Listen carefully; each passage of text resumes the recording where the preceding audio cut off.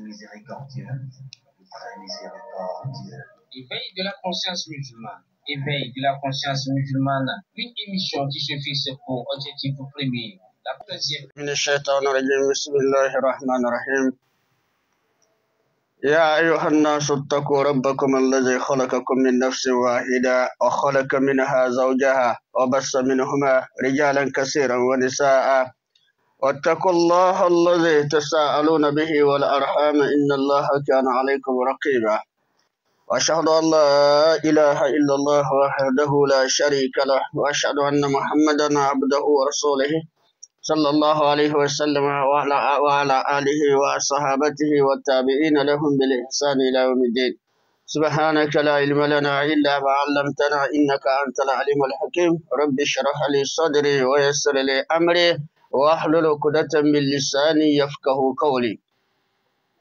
Ô homme, nous vous avons créé d'un seul être et nous avons fait de ces deux personnes des épouses, et de par ces deux, nous vous avons fait peupler sur la terre. Ô hommes, craignez Allah au nom duquel vous vous implorez les uns les autres et craignez de rompre les liens du sang. C'est ce que dit Allah le Tout-Puissant.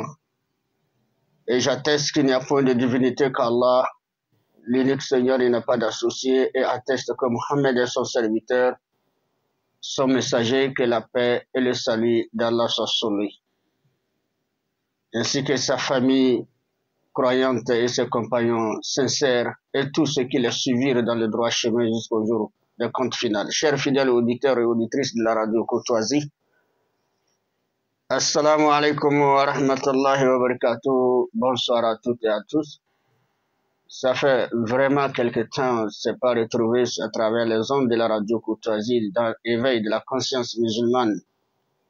Aujourd'hui, par la grâce d'Allah, le tout miséricordieux, nous avons pu, de par l'assistance d'Allah, nous déplacer pour pouvoir également vous tenir compagnie dans cette dimension éveil de la conscience musulmane, et tout en vous souhaitant une bonne écoute, en souhaitant aussi la facilité dans cette émission, qu'Allah nous accorde tous son soutien et nous facilite tous la compréhension.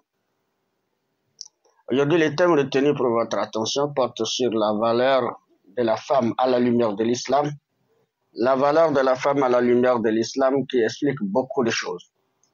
Et l'islam a sa raison d'intervenir et d'apporter sa lumière en ce qui concerne la femme dans sa vie, et en ce qui concerne la femme et la considération que les êtres humains, que l'homme accorde à la femme, ou la considération que la femme s'accorde à elle-même. Parce que depuis la nuit des temps, on ne va pas quand même nier que le monde de la femme a connu beaucoup de difficultés. Et tout cela est dû à certaines théories et à certaines visions ou certaines idées qui ont porté un coup dur sur la femme et dont la plupart des gens ont posé des actes et ont beaucoup nuire la femme sur la terre. Allah, de par sa miséricorde, il n'est pas manqué d'envoyer ses messagers pour éclairer, pour instaurer les lois de justice entre l'homme et la femme. Et quand le messager Mohammed, le paix et salut d'Allah sur lui, il est venu aussi avec les mêmes lois pour montrer d'abord la nature de la femme, sa valeur, son rôle, son importance dans la vie de l'homme et dans la vie entière, et pour montrer à l'homme aussi sa valeur, son rôle vis-à-vis de la femme et son rôle sur la terre. Allah n'a nulle part manqué de situer tous les deux sexes opposés, ce qu'ils sont et quelle valeur qu'il leur accorde. Mais en ce qui concerne l'être humain, dans son ensemble, quand on dit homme, dans son ensemble, Allah dit au record de Kongom Nabani, Adama, وحملناهم في البر والبحر ورزقناهم من الطيبات وفضلناهم على كثير ممن خلقنا تفضيلا. Allah dit, nous avons élevé les fils d'Adam, nous leur avons accordé le pouvoir dans la mer tout comme sur la terre, nous leur avons octroyé de bonnes nourritures et nous les avons préférées à toute autre créature. Et si Allah dit les fils d'Adam, c'est ensemble, l'homme et la femme, qui sont tous des descendants d'Adam.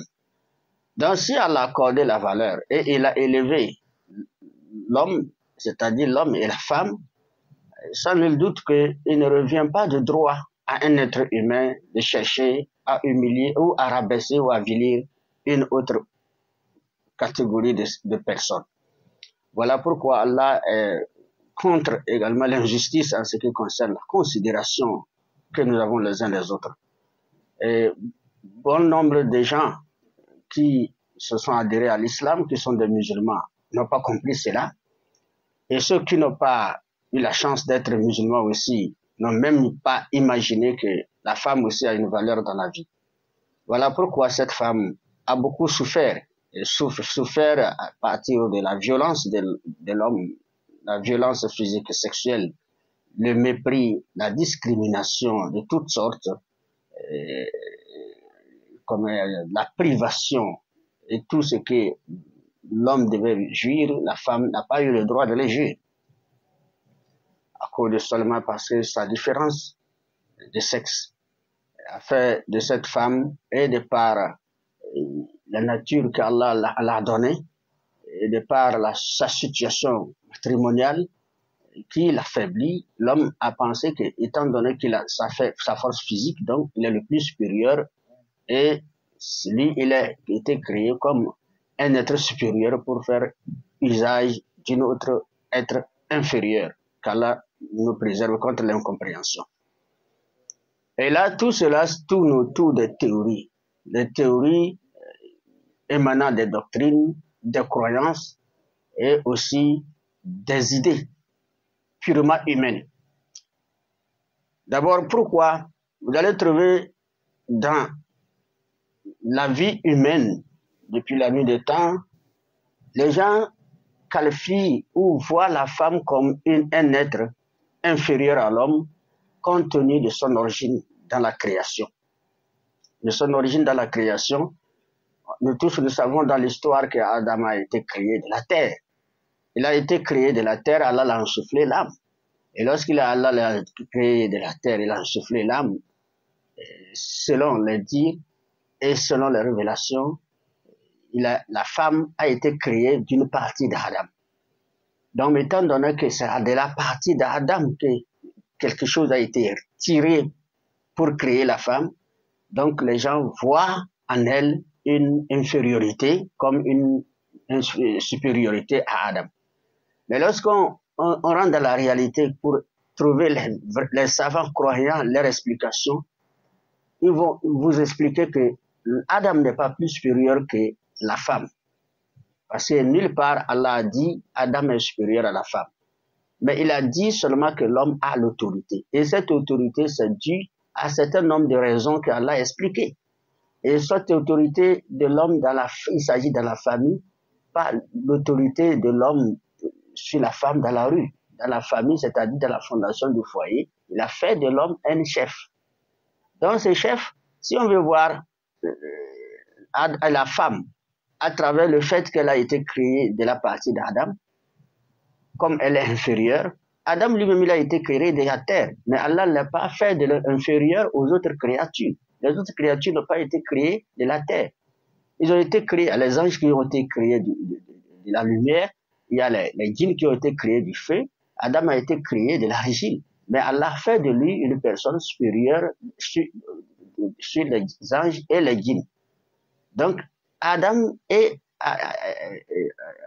la femme, l'homme et la femme, c'est une vie complémentaire qu'Allah a voulu qu'ils vivent, mais il est choisi comme chef. Et ce pouvoir de chef est dû à cette responsabilité qu'Allah a confiée à l'homme pour alléger la tâche à la femme. Et la situation se trouve là. La deuxième théorie qui prévalait dans l'histoire, sur les langues, tout comme dans les écritures, affirmait que la femme est l'origine des péchés qu'a commis Adam dans le paradis. Donc, il qualifie ça de péché originaire. et qu'on peut trouver la plupart des religieux sœurs, c'est-à-dire certaines confessions religieuses, de l'interprétation de leurs textes, disent que le péché originaire.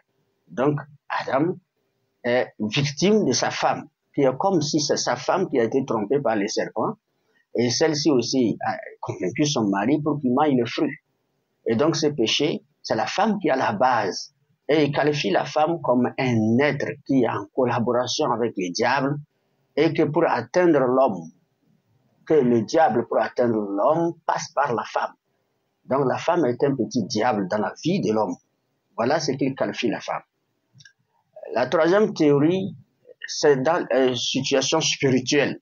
La plupart des religieux trouvent que la femme dans la vie de l'homme est un manquement spirituel lorsqu'une personne se marie. Donc ils ont choisi la vie monacale. La vie monacale pour vivre célibataire à vie, sans se marier, parce que pour eux, le mariage et la procréation perturbent la responsabilité de l'homme dans sa spiritualité et dans sa servitude à Dieu et dans sa servitude aux hommes. Donc, être un homme de Dieu est vrai, spirituel et capable de servir son Seigneur et servir également l'humanité, il faut être célibataire. Et ils ont choisi la vie monacale, sans se marier. La quatrième situation qui a avili la femme, c'est les traditionalistes. Et ils sont clairs et ils sont brefs. Et ils disent tout simplement que la femme a été créée pour servir l'homme. Donc la femme a été créée rien que pour servir l'homme. Dieu a créé la femme pour qu'elle soit la servante de l'homme. Voilà pourquoi dans le monde traditionnel aussi, coutumière, la femme a beaucoup souffert avec beaucoup de choses qu'ils ont instaurées dans la vie, pour avilir toujours la femme, pour affaiblir la femme, pour priver la femme de tout ce qu'il faut. Et la cinquième chose qui porte un coup dur dans la vie de la femme, c'est la civilisation moderne de notre époque, de nos siècles dans notre époque. La civilisation moderne avec son cortège de flatteries qui miroitent à la femme certain nombre de concepts. Et ces nombres de concepts aussi, il y a un certain nombre de personnes qui ont mal interprété ce concept-là, et on essaie d'éduquer la femme, et la femme essaie aussi de mal interpréter ce concept-là, et cela porte un coup dur à son honneur, à sa dignité, et qui même la prive d'un certain nombre de droits, qu'elle pense qu'elle est déjà en possession, mais pourtant elle n'en possède pas ces droits. C'est pourquoi on parle de concepts qu'on peut citer, par exemple, les droits de la femme, l'émancipation de la femme, la liberté de la femme, l'équité genre, l'homme et la femme. Tout cela sont des concepts qu'on a constaté que les savants qui ont beaucoup étudié l'aspect de ces choses et le comportement des gens par rapport à l'usage de ces concepts, et ils ont compris qu'il y a beaucoup de mauvaises interprétations. Ils essaient de corriger, mais ça ne marche pas parce que c'est déjà ancré dans les esprits, et surtout dans les esprits des femmes, et cela porte un coup dur sur leur honneur, leur dignité, leur valeur, et qui porte atteinte même à leurs droits qu'elles réclament. Voilà la situation également qui englobe le mal, qui les gens ont pris et ont choisi sciemment et par égoïsme pour emballer la femme. Alors lorsque nous rentrons dans l'islam, pour voir ce que le Coran affirme par rapport à ces 5 théories qui autour de la femme, en ce qui concerne d'abord sa création, son origine, la matière par laquelle Dieu l'a créée, qui est une partie d'Adam, cela ne fait pas d'elle un être inférieur à l'homme. Comme je l'expliquais plus haut, ça ne fait pas d'elle un être inférieur à l'homme. Et Allah explique cela en disant « Hunna libasun lakum wa antum libasun lahunna » Elles sont pour vous un vêtement et vous êtes pour elles un vêtement. Elles sont un vêtement pour vous et vous êtes un vêtement pour elles. Un vêtement pour vous, c'est-à-dire elles ont un rôle important et certaines valeurs à vous aider. Et vous avez aussi certaines valeurs à leurs yeux ou aussi à les aider. C'est une vie complémentaire. Elles vous couvrent, elles vous aident, vous les aidez. C'est-à-dire une vie complémentaire. Elles sont un vêtement pour vous, vous êtes un vêtement pour elles, parce que l'homme à lui seul ne peut pas procréer.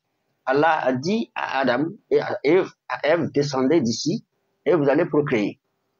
Donc, il faut que la procréation passe par les deux. Et ce n'est pas possible que l'homme puisse avoir des enfants sans la femme. Et ce n'est pas possible que la femme puisse avoir des enfants sans l'homme. Alors, entre les deux, qui pourront nous qualifier de supérieurs ou d'inférieurs en ce qui concerne la procréation? En ce qui concerne la vie conjugale, chacun a son rôle important qu'il joue et ses devoirs importants qu'il joue. Et tout le monde connaît sa tâche. En ce qui concerne également la situation sociale, sans la femme dans tous les domaines, l'homme ne peut rien. Et sans l'homme dans tous les domaines, la femme ne peut rien. Alors, de quelle infériorité on peut considérer la femme en ce qui concerne la situation de sa création? L'islam a démenti complètement cela en disant « Ya ayyuhan nas, inna khalaqnakum min zakarin wa unsa, wa ja'alnakum shu'uban wa qaba'ila lita'arafu, inna akramakum indallahi atqakum » Allah dit « Oh homme, nous vous avons créé d'un mâle et d'une femelle, et nous avons fait de vous des nations, des tribus, afin que vous vous entreconnaissiez. » Nous avons fait de vous des nations, des tribus, afin que vous entreconnaissiez, mais le plus noble d'entre vous auprès d'Allah est le plus pieux. Le plus noble d'entre vous auprès d'Allah est le plus pieux. Allah dit, ô homme, nous avons fait de vous, nous avons fait de vous d'un mâle et d'une femelle. C'est d'un mâle et d'une femelle qui procrée, qui met des enfants au monde. Et vous avez peuplé le monde. Et le monde est peuplé des différentes nations, des tribus, etc., etc. Mais le plus noble, c'est-à-dire le plus supérieur, qu'Allah qualifie le plus supérieur auprès de lui, n'est pas celui qui n'est pas de rapport avec le sexe. Il n'a pas parlé de sexe. Il n'a pas parlé de sexe, ni de physique. Mais Dieu a fait allusion. Il n'a pas fait parler de sexe, ni de physique. Il n'a pas parlé d'un supérieur relatif à la détention d'un pouvoir, de savoir. Non. Il a dit le plus supérieur auprès de vous est le plus pieux. Le plus pieux, c'est-à-dire lorsqu'on rentre dans l'interprétation de la piété, celui qui craint Dieu, celui qui croit en Dieu, celui qui est juste. Alors si l'homme est juste, c'est lui le plus supérieur aux yeux d'Allah. Si l'homme craint et croit Dieu plus que la femme, et il est juste plus que la femme, celui Allah voit comme supérieur. Et si c'est la femme qui l'est, alors Allah verra la femme comme c'est elle qui est plus supérieure qu'à l'homme. Alors le plus meilleur d'entre vous aux yeux d'Allah, c'est le plus pieux. Donc au lieu de parler de supériorité en considérant ma personne comme en tant que sexe masculin plus supérieur, il devait chercher plus la voie de la supériorité qu'Allah veut de nous, qui est d'abord la foi en lui, la pratique, la crainte, le bon comportement et la justice. C'est ça qui fait de moi la supériorité. Donc l'islam a réparti cela en expliquant aux gens clairement la situation. La troisième situation relative au problème et la deuxième situation relative au problème des péchés originaires, Allah a culpabilisé tous les deux. Allah n'est pas innocenté Adam, ni culpabilisé Hawa, mais il les a tous culpabilisés, il les a tous rendus responsables de la situation. Il n'est dit nulle part dans le Coran que c'est la femme qui est la cause de cette chute. Mais il a dit tous les deux. Parce que le Satan est rentré, ne s'est pas adressé seulement à la femme. Parce qu'Allah nous explique dans le Coran, il dit وَقَاسَمَهُمَا إِنِّي لَكُمْ لَمِنَ النَّاصِحِينَ وَضَلَّاهُمَا بِغُرُورٍ. Et le diable jura et dit, je vous jure que je suis un conseiller, un bon conseiller pour vous. Écoutez-moi bien, je jure que je suis un bon conseiller pour vous. S'adressant à eux, c'est ce que le diable les a dit. Je suis un bon conseiller pour vous. Et tous ont prêté attention pour écouter leur bon conseil. Adam a prêté oreille. Ève a prêté oreille. Et ensuite, malheureusement, quand ils ont prêté oreille, tout ce qui les a soufflé comme conseil, ils ont appliqué. Et cette application est que, Fadallahuma bigurur, ils sont tous tombés par la tromperie. Ils ont tous été victimes de la tromperie. Satan les a trompés en leur faisant croire qu'il est bon conseil. Pourtant, ce n'était pas un bon conseil. C'était pour porter atteinte également à la valeur que Dieu leur a accordée et aux jouissances que Dieu leur a accordées dans le paradis pour les faire chuter. Et comme tous les deux n'ont pas compris, ils ont consommé ce que Dieu les a interdit et Dieu a réagi autrement pour les faire sortir les deux. Il n'a pas fait sortir Hawa ou laisser Adam. Il les a fait tous sortir. Donc tous les deux sont coupables, ils sont tous responsables. Et lorsque les deux ont demandé repentance, pardon à Dieu, Dieu les pardonna. Ce péché n'est plus dans le registre contre Adam ni sa descendance. Donc ça veut dire qu'en islam, l'islam ne reconnaît pas le péché originaire. Personne ne portera le fardeau d'autrui. Alors si nos ancêtres ont commis leur péché, que nous sommes bons, nous n'avons pas commis ce péché, alors nous ne porterons pas ce fruit. Nous ne porterons pas ce fardeau. Voilà pourquoi Dieu les a libérés, leur pardonnant. C'est pourquoi et quand ils ont demandé pardon, Adam et Ève, tous se sont présentés à Dieu pour demander Dieu,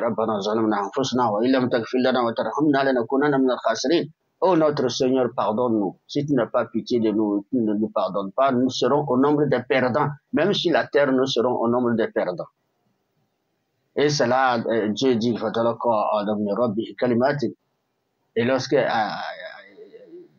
Dieu agrée la parole d'Adam ainsi que son épouse, il les pardonna, et il les pardonna, lui en premier et sa femme, et tous ont été pardonnés.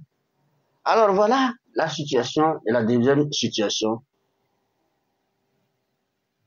qui également ne porte pas sur, dont le chapeau n'est pas, ou ce péché n'est pas été porté sur Hawa, le Coran l'a libéré. Le Coran l'a innocenté et l'a tous culpabilisé. La troisième situation prévalait dans le temps, et depuis, avec certain nombre de religieux qui ont trouvé que la femme dans la vie spirituelle est une perturbation et qui réduit ou qui ralentit l'effort spirituel d'un homme. Ils ont choisi la vie monacale, le célibat à vie.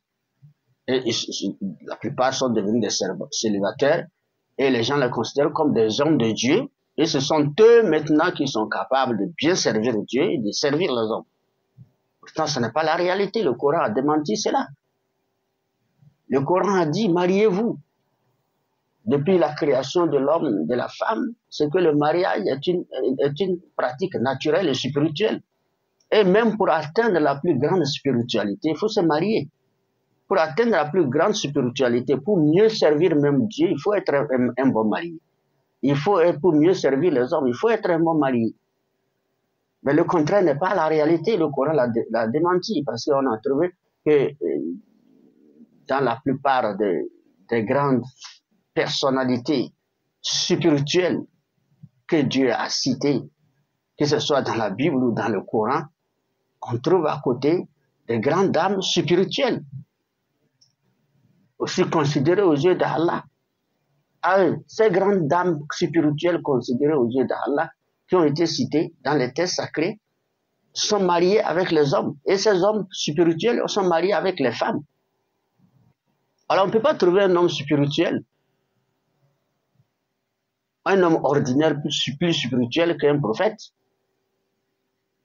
Les prophètes sont mariés, la majorité des prophètes sont mariés. Abraham, Moïse, qui ont été des prophètes bien considérés dans la Bible, ce sont des prophètes qui ont été mariés. Mais si on regarde les femmes, les hommes spirituels que Dieu a cités dans le Coran, à côté d'eux, il y a les femmes spirituelles que Dieu a citées. Elle leur a accordé de grands privilèges et de grandes considérations à leur époque. Et jusqu'aujourd'hui, leur exemple est à servir. Que les femmes devaient servir leur exemple pour être de bonnes femmes spirituelles. Dieu a cité avec beaucoup de révérence et beaucoup de considération Hawa, la femme d'Adam, la femme d'Abraham, les femmes d'Abraham, Hajara et Sahara. Dieu a cité avec beaucoup de considération et beaucoup de respect la femme de Moïse, la maman de Moïse, le prophète Moïse, sa mère. La femme de Pharaon, Pharaon qui s'est rebellé contre Dieu tandis que sa femme était croyante. Mais Dieu l'a citée comme une femme pieuse, une femme vertueuse, une femme obéissante à Dieu. Et qu'elle a une grande considération, elle a eu une grande considération dans la vie de ce bas monde et dans l'au-delà. Dieu a cité avec respect, révérence et considération la mère de Isa, c'est-à-dire la mère de Jésus. La mère de Jésus, alayhi salam. Dieu l'a cité dans le Coran à maintes versets. Si on regarde à l'époque du dernier messager, prophète Mohammed sallallahu alayhi wa sallam, il n'y a pas une femme, il n'y a pas les hommes parmi les hommes, hormis le prophète sallallahu alayhi wa sallam, et les 4 khalifes qui ont suivi après lui, Abu Bakr radiallahu anhu, Umar, Ousmane et Ali radiallahu anhu, c'est-à-dire qu'Allah les agrée tous, hormis le prophète et ces 4 personnes, il n'y a pas parmi les compagnons du prophète d'autres personnes qui pouvaient rivaliser Khadija, radiallahu anha, la femme du prophète, en matière de piété, en matière de lutte pour les dans de santé, en matière d'assiduité, dans l'adoration, en matière d'effort, dans la vie sociale, même commerciale. Aucun homme ne pouvait rivaliser avec elle, en dehors du prophète et ces 4 personnes, personne ne pouvait rivaliser avec elle. Et tous les compagnons ont reconnu cela. En ce qui concerne la matière, en matière de savoir, en dehors de cela, personne ne pouvait rivaliser la fille du prophète, seulement Fatima.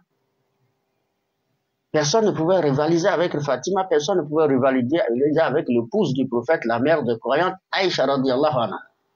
En matière de savoir, en matière de lutte, en matière de tout. En dehors du prophète et ces 4 personnes qui l'ont suivi dans la gestion des affaires musulmanes. Alors, comment?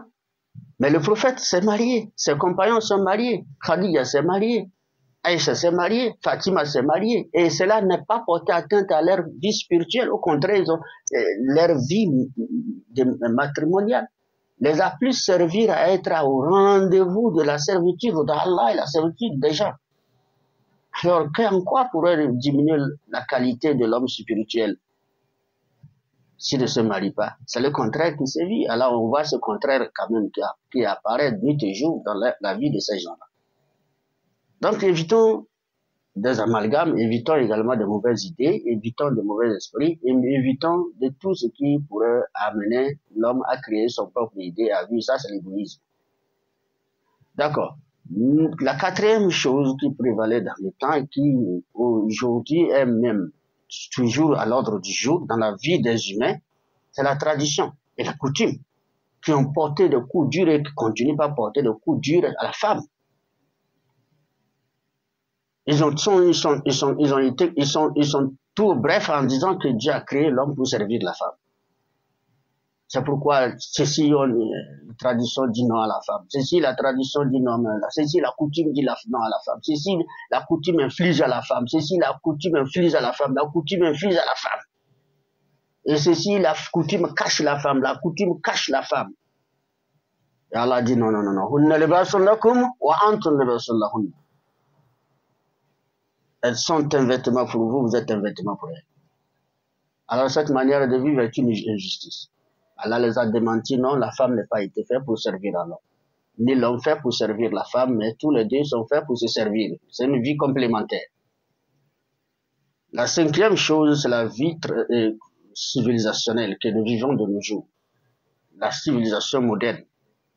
Aujourd'hui, les femmes et les hommes qui ont mal compris le concept des droits, le concept de la liberté, de l'émancipation, de l'autonomie, le concept genre, puisque même quand ça a commencé, c'était pas les gens qui étaient prônés, c'était l'égalité entre l'homme et la femme. Et les gens ont mal compris cette égalité, et ils ont pensé que c'est égalité physique et égalité dans tous les domaines.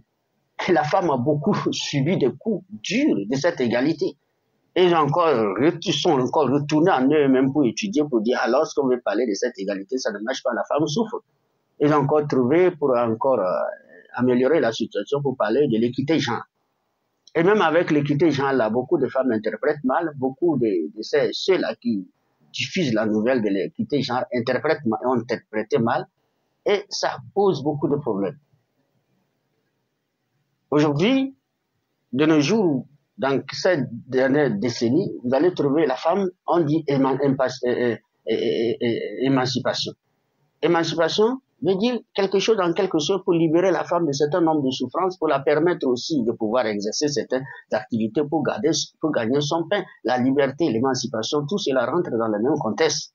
Mais aujourd'hui, vous allez trouver que beaucoup ont fait usage à la femme dans le domaine de publicité, dans le domaine des transactions. Donc la femme est devenue un produit de commerce. La femme est devenue également un instrument de publicité pour les produits des actionnaires. Et c'est là que vous allez trouver que partout pour qu'il y a le marché, partout pour que le commerce marche, et partout pour que le service marche, il faut que la femme soit quelque part. Ça, c'est un usage. Ça, c'est l'exploitation. Mais la femme ne sait pas. Pour faire une publicité réussie, il faut que la femme soit devant. Et encore nue. Nue. À moitié nue ou nue, carrément nue. Et c'est ça l'émancipation, non. Ils cherchent toujours à vilir la femme, à ternir l'image de la femme. Et encore la plus grande situation qui porte un coup dur à la femme, c'est que la femme, avec cette émancipation, alors le foyer est chaud. L'incompréhension, le foyer est chaud. C'est le divorce qui est constaté partout. Et c'est la méfiance même du mariage de cette femme qui est considérable et qui est encore constatée. Voilà pourquoi l'islam dit non, l'émancipation de la femme n'est pas une situation qui a été créée par l'Occident. Aujourd'hui, tout ce que les gens crient, c'est venu de l'Occident. Tous ces concepts viennent de l'Occident.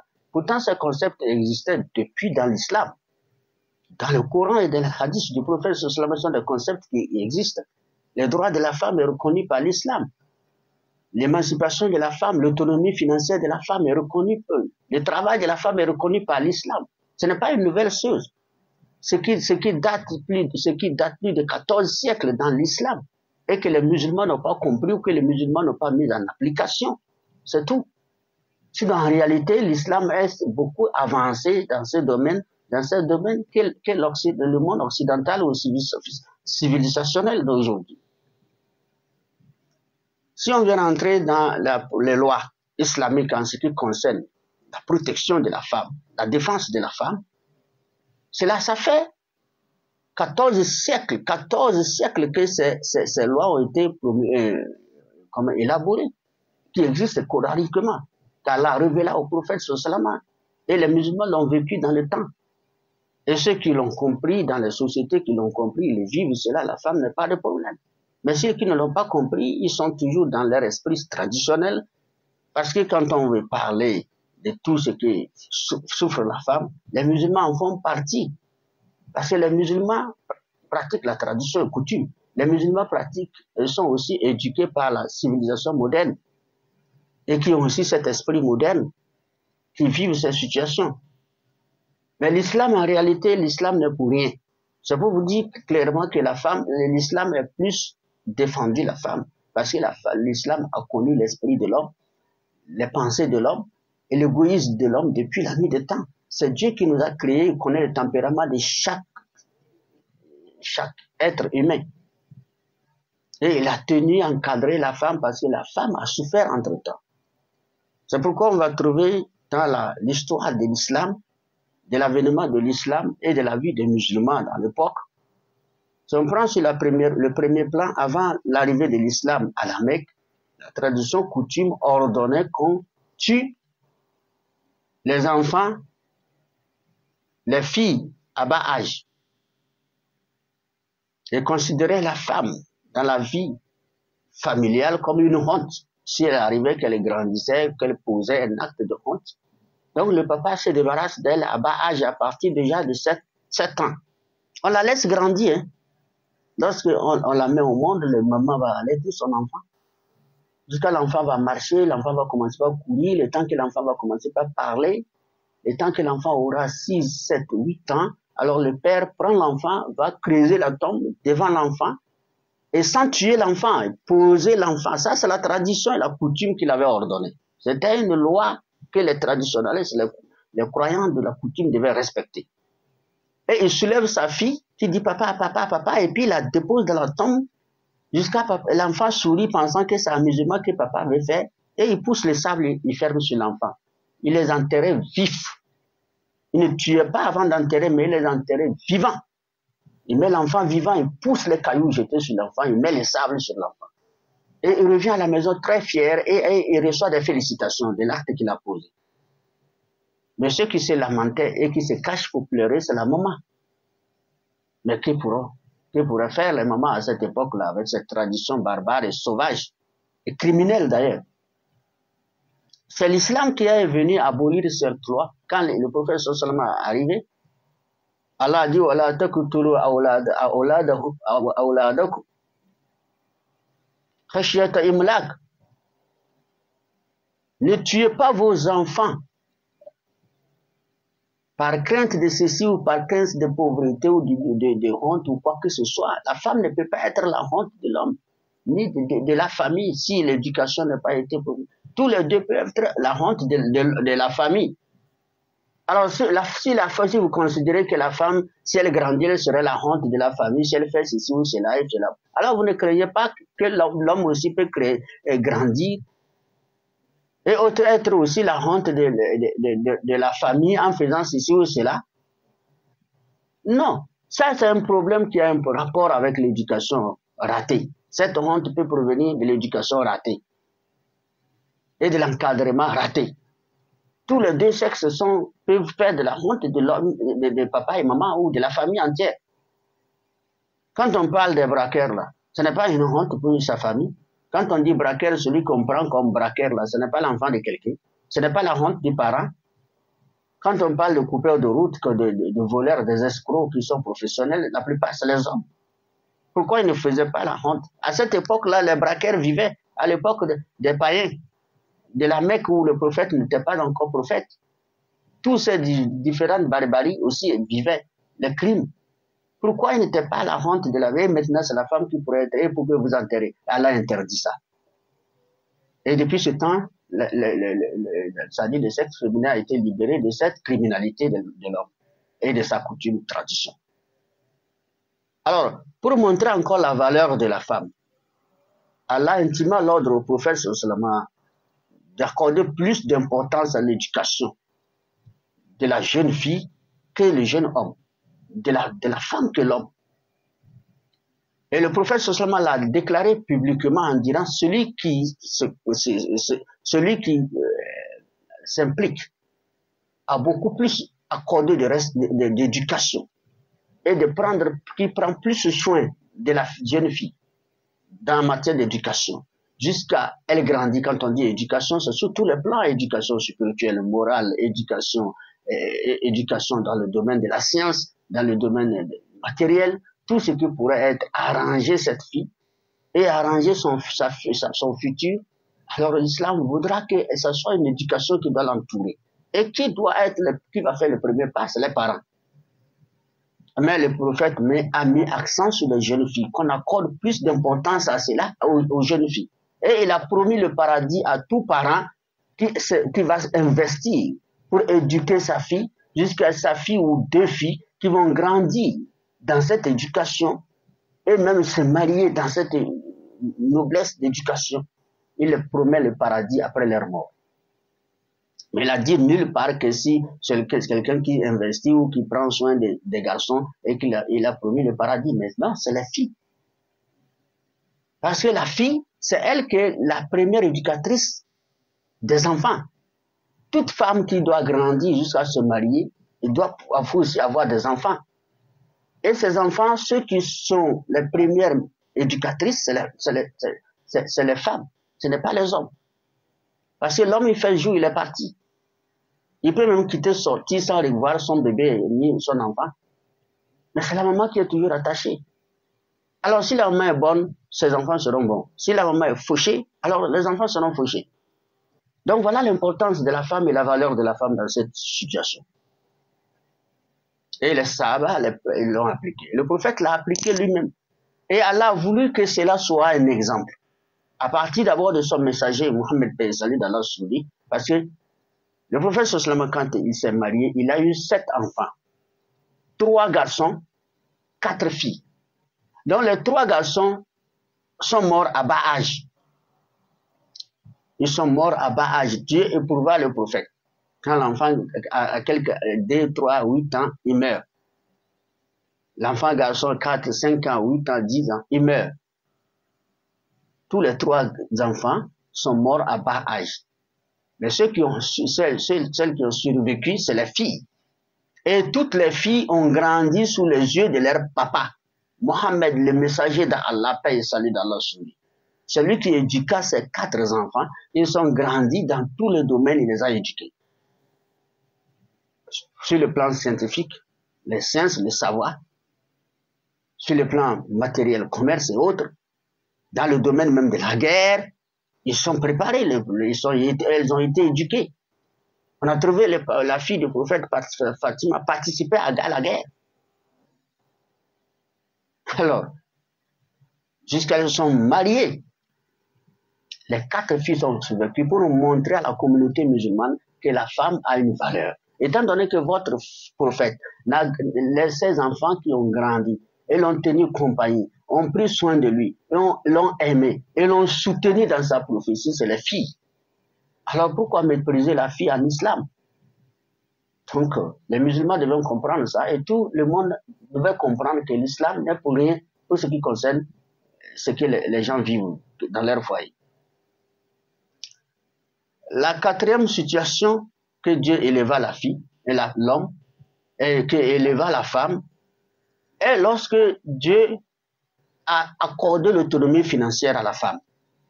C'est-à-dire, il a permis à la femme d'étudier, d'exercer, d'étudier, de travailler, d'exercer des activités, d'avoir de l'argent et d'économiser, d'avoir son argent.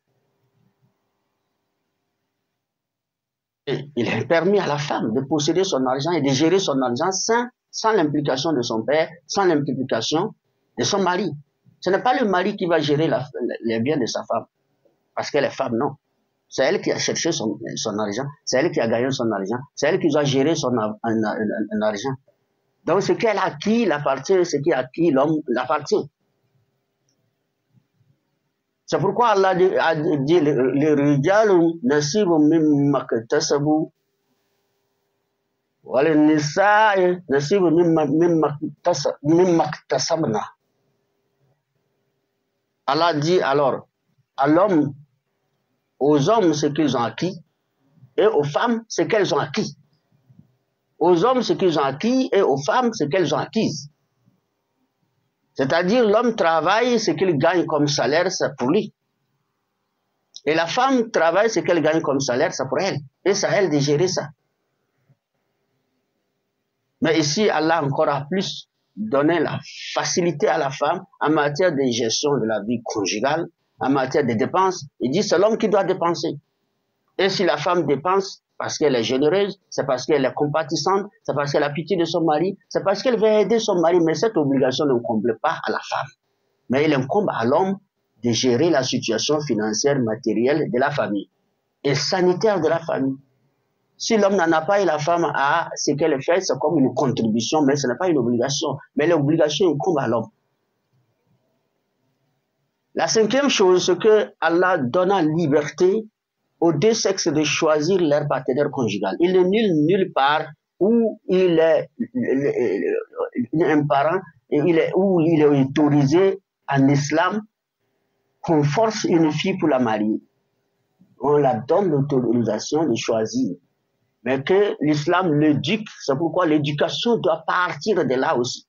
C'est pourquoi l'islam l'éduque aussi, à savoir qu'il y a les critères de choix. Si elle veut choisir son partenaire conjugal, qu'elle soit dans le cadre des critères de choix que l'islam l'a ordonné en tant que musulmane, en tant que croyante.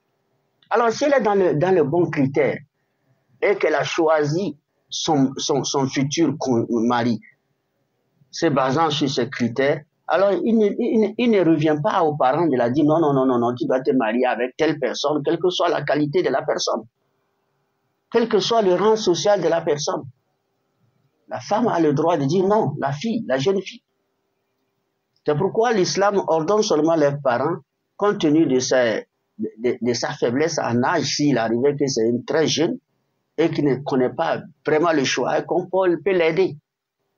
On peut pourquoi pas la proposer, mais son acceptation, c'est elle qui doit accepter ou dire non. Mais il n'y a pas d'opposition, il n'y a pas de mariage forcé en islam. À l'époque du prophète sallallahu alayhi wa sallam, il y a un sahaba qui n'avait pas compris ça, qui avait forcé sa fille pour donner un garçon. Mais la fille, étant donné que c'est une fille vraiment qui est vraiment la foi qui est bien instruite, elle se dit que si je vais laisser la faire comme ça dans cette situation, sans porter plainte au messager de Dieu, j'aime l'homme, je veux le marier, je vais vivre avec lui. Mais il faut que le messager de Dieu nous départage pour que mon père et les autres parents sachent que cette obligation n'est pas permise. Elle allait voir le prophète pour se plaindre, pour dire le messager de Dieu. Mon père m'a forcé à me marier avec un homme que je n'aime pas. Que dois-je faire? Et le prophète l'a dit, tu ne l'aimes pas que oui. Tu ne l'aimes pas que oui. Alors demande le divorce. Je ne peux pas vivre avec un homme qu'on ne l'aime pas. Et la femme dit, en vérité, messager d'Allah, je l'aime. Mais c'est pour voir la conception islamique. C'est pour voir la décision de l'islam dans cette situation. Comme j'ai déjà eu que j'ai le droit de quitter parce que je n'aime pas, j'ai le droit de refuser de me marier dans ce contexte parce que je n'aime pas. Là, je suis satisfait. Il faut que toutes les femmes musulmanes le sachent. Il faut que tous les parents musulmans le sachent. Et le prophète a dit, alors ta recherche est juste. Et je transmettrai le message. Et les parents comprendront. Donc, il n'y a pas eu mariage forcé dans le temps, dans le monde musulman.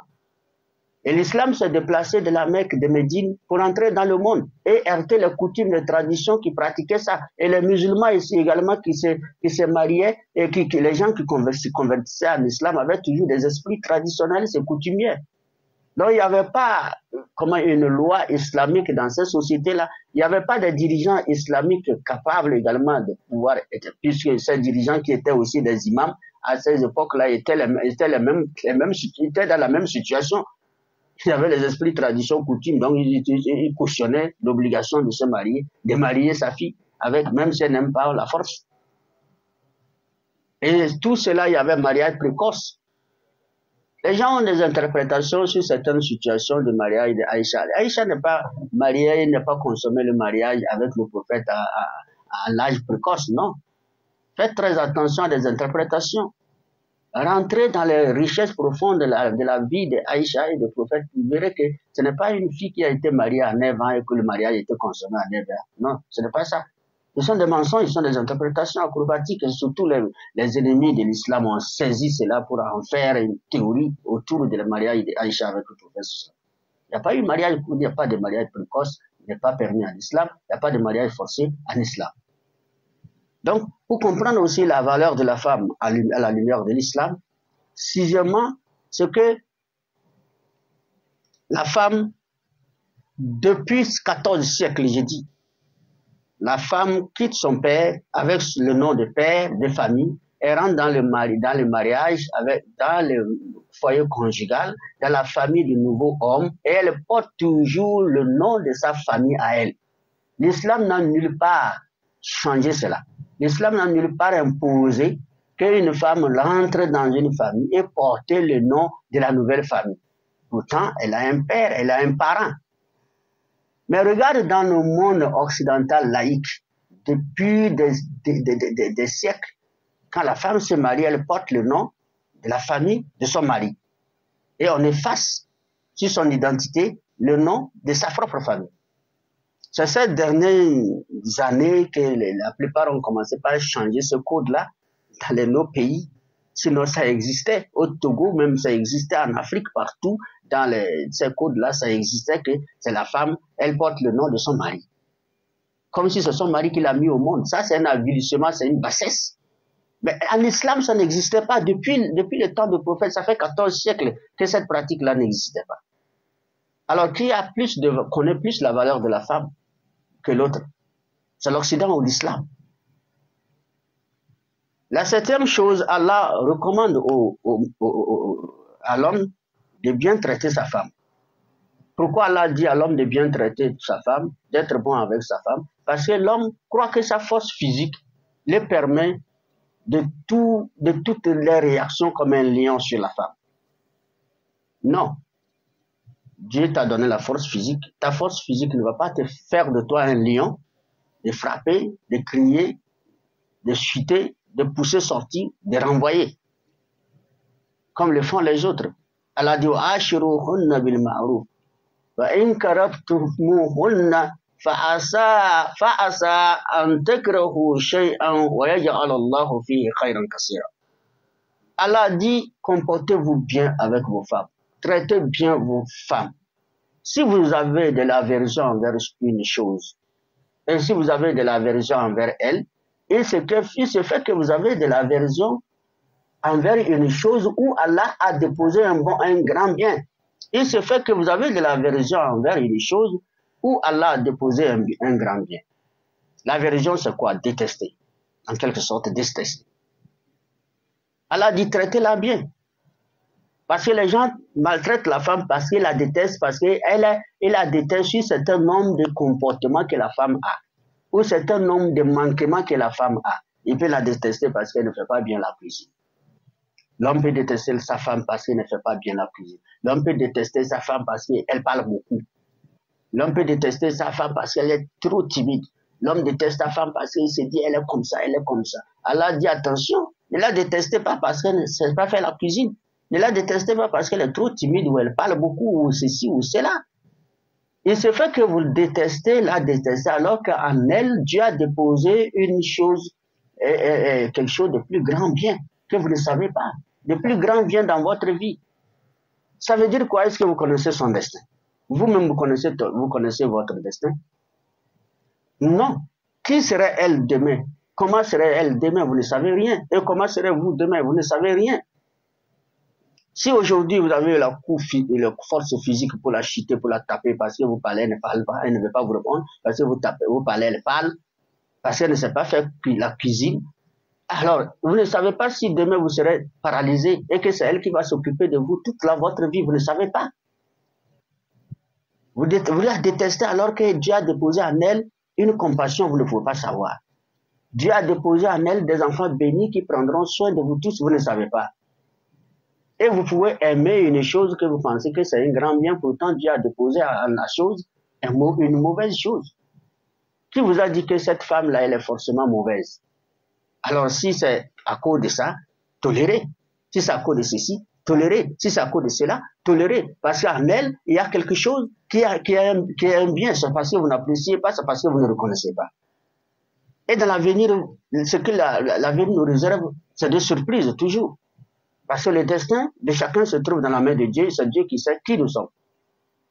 Vous pouvez la détester, penser qu'elle est mauvaise, mais pourtant ce qui est en elle est plus bon, que vous pouvez apprécier demain, même vous ne savez pas. Donc c'est pourquoi Allah nous dit que vous pouvez la détester pour une chose, pourtant Allah l'a déposé un grand bien que vous ne savez pas. Tant que c'est votre femme, elle a des manquements. Tant que vous êtes son mari, vous avez aussi des manquements, vous n'êtes pas 100% complet, satisfaisant dans sa vie. Voilà pourquoi tous les deux, chacun doit apprécier le fort de l'autre et aussi tolérer la faiblesse de l'autre. C'est ce qu'Allah voudra que la vie conjugale soit. Traitez-la bien.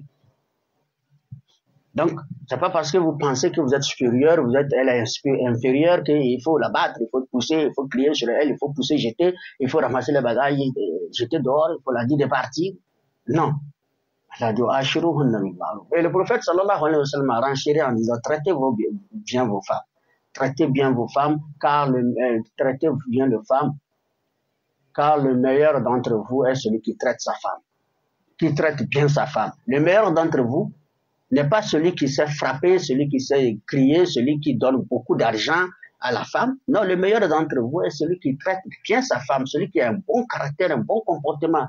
Celui qui est compatissant à l'égard de la femme, c'est le meilleur d'entre vous. Et le prophète sallam a dit à ses compagnons, lorsqu'il les adressait, ses paroles, il a dit, je suis le plus meilleur d'entre les humains, parce que je traite bien mes femmes. Et parmi toutes les femmes du prophète, aucune femme ne s'est jamais plainte. Jusqu'à la mort du prophète, aucune femme n'a dit « Ah, il m'avait fait comme ça, du mal, il m'avait fait. » Toutes les femmes regrettent son absence, apprécient également tout ce qu'ils ont vécu. Et ils ont même affirmé que le prophète était le meilleur des hommes. C'est pas le comportement. Mais aujourd'hui, vous allez voir dans la vie conjugale, l'homme assis, la femme, elle a l'enfant au dos, elle est en train de laver les habits, elle est en train de laver les assiettes par-ci, elle met le feu ici en train de cuisiner, l'enfant au dos en train de pleurer, elle sort l'enfant encore pour plater. L'homme assis, il joue pas ou il joue lido. Il n'est pas capable de dire, donne-moi l'enfant là, au moins je vais t'aider pour que tu puisses faire le travail. Ça, c'est quelle insolence. Ça, c'est quelle barbarie. Voilà l'absence de compassion. Donc, il y a beaucoup de choses que vous devez suivre pour vous expliquer la valeur de la femme à la lumière de l'islam, la valeur de la femme à la lumière de l'islam, mais quelques brèves explications et certaines des lois qui protègent la femme en islam, qui valorisent la femme en islam, que vous expliquer. Il y en a encore d'autres, et encore beaucoup plus que ça. Mais, étant donné que nous sommes talonnés par le temps, nous n'allons pas. Miséricordieux. Éveil de la conscience musulmane. Éveil de la conscience musulmane. Une émission qui se fixe pour objectif premier. La deuxième